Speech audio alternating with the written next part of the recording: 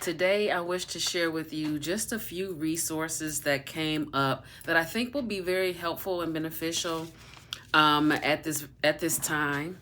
And I have a list here, so I'm going to do my best to just stick with this list and not do a lot of yammering.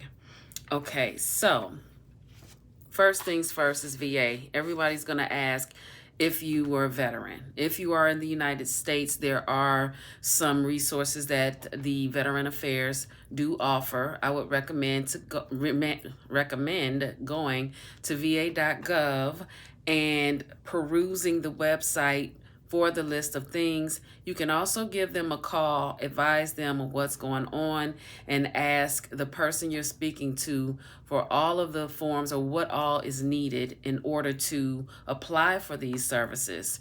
You can actually even go to the VA in some states, probably most states, and get assistance with filling out the forms.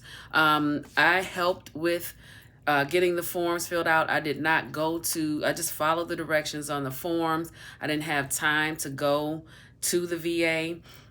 So that, and it can be somewhat of a lengthy process, especially depending on what all you're applying for. Just have patience. But what I recommend is doing that right away so that is already in the making. Everything that I share here, I'm going to put in the description as well.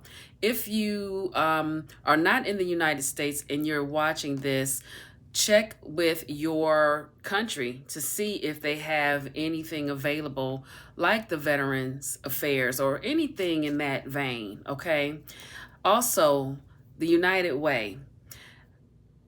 Find out what the phone number is for the United Way in your state. Okay, here the United Way is accessible. I want to say they're 24/7. I could be wrong, but definitely go to unitedway.com. And the way that I use the United Way is I just call them and say I'm looking for say we have extra supplies we don't want to take them to the thrift. We want to give them away. I would get on the phone and I would call and ask, are there organizations in the area that will accept these supplies? They will give me a list of organizations. Additionally, I could ask, well, are there organizations that offer free supplies or free resources for people in this situation, X, Y, and Z? They are a wealth of knowledge. They have a list of all the things that are being offered. Those people, in my experience, have been very, very helpful, giving you all the information that you need. Whatever you can think of that comes up and you're like, wow, I really wish there was a such thing as this. Call the United Way because it's possible that it is a thing, okay? So use that resource. It's free. It doesn't cost anything in the United States, at least not where I'm from, okay? Facebook groups. Facebook groups are what I would consider underrated. Whatever is going on, for example, my loved one experienced a stroke, okay? There are Facebook groups for that, and they're caregivers. There are Facebook groups for people who are being tube fed or people who even tube feed themselves, and also caregiver groups for people who are being tube fed. So join those Facebook groups. There are Facebook groups for people who are experiencing difficulty with speech, aphasia, apraxia, Facebook groups for physical therapy, rehabilitation, all of these things, whatever you can think of, break it all down. If you don't really like social media, you don't have to use it for the social media aspect of it. There are ways that you can use all things as a useful tool. So take the highest vibration, the highest version of that particular thing, and use it for that's most aligned for you. For me, I like the Facebook groups because I learned so much, because there's like with this thing, with it, someone having a stroke or any type of neurological damage, there's so many different variations and nuances that you learn about, or people who are also experiencing the same thing as you.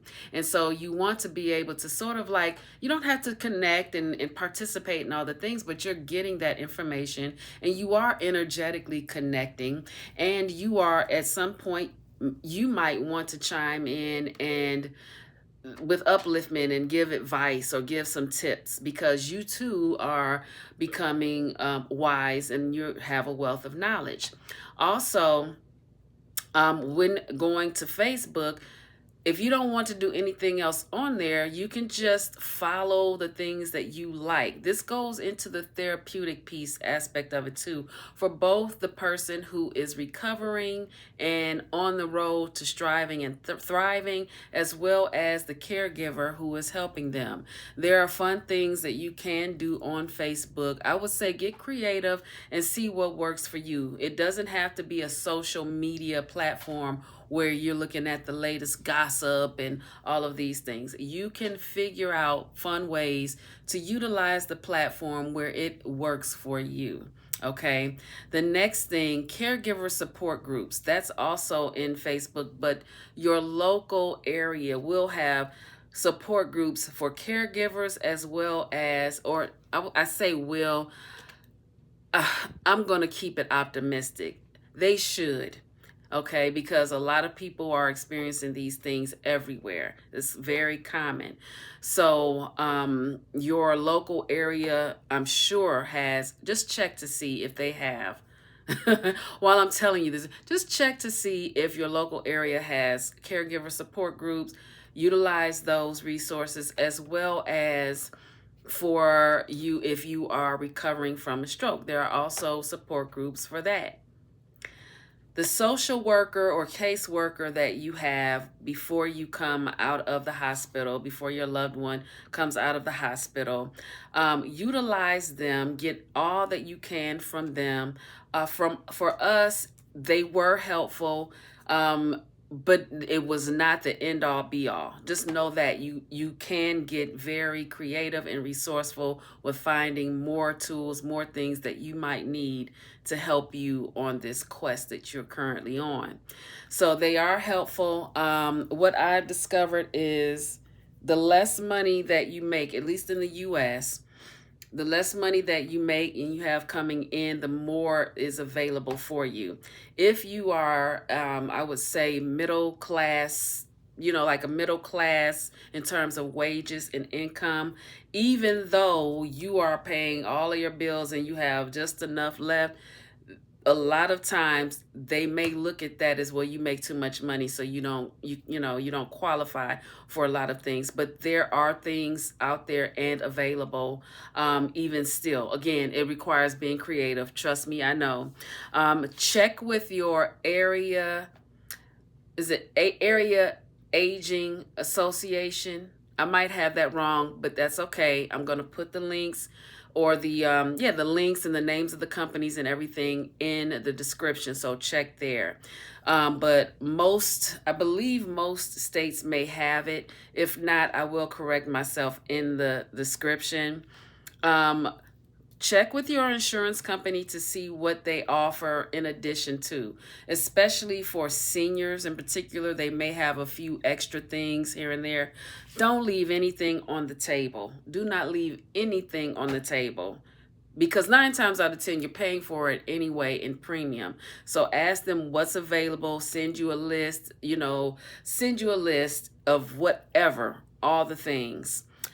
Also, for the durable medical equipment, supplies, anything that you might need, check around for free supplies. Now, a lot of times insurance will cover these things. Some things you might just want to get on the outside of insurance, because perhaps by the time you pay your copay, it may be a little cheaper to buy it on your own, or maybe ask someone to help you with that, depending on the cost. I'm not saying, go out and begging and stuff. That's not where I'm coming from. I'm just saying if it's okay to ask for help sometimes.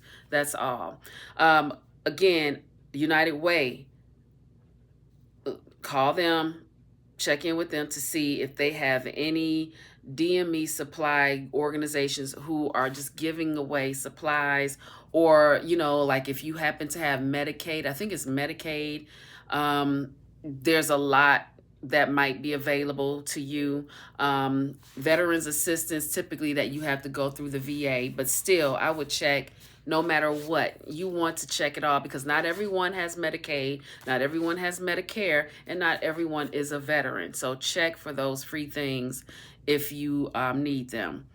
Also, check what is available at your local drugstores.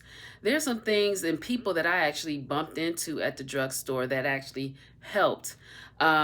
Check there, check what they have. Some drugstores actually do have durable medical equipment. They sell it. So check with them to see if they have it. Maybe go back into the pharmacy and ask them if there's some sort of a catalog or booklet or something like that. And then last but not least, Amazon. Amazon has everything. I got things from ramps, slings, rehabilitation slings, rehabilitation equipment, durable medical equipment, supplies, wheelchairs, you name it, bed pads, briefs, what do you call them? Gauze, the tape, nutrition, tube feed, doodads, supplies and attachments. I've gotten everything. I even got pill crushers, all different types of pill crushers, the electrical kind and the kind that I saw them using at the doctor's office. Whatever I saw at the doctor's office, right then, early on, I got it from Amazon. I just wanted to make sure it was in the home. And when I say the doctor's office, I mean like the rehabilitation stuff. You know, whatever I thought was going to be useful, practical, and easy. I'm like, if this is what they're using, this is what we need to have in the home. So I will just put, like I said, links and everything down in the description. And of course, I'll come back as things come to me. I will come back with more tips. Until then, live simply, be kind, and be well.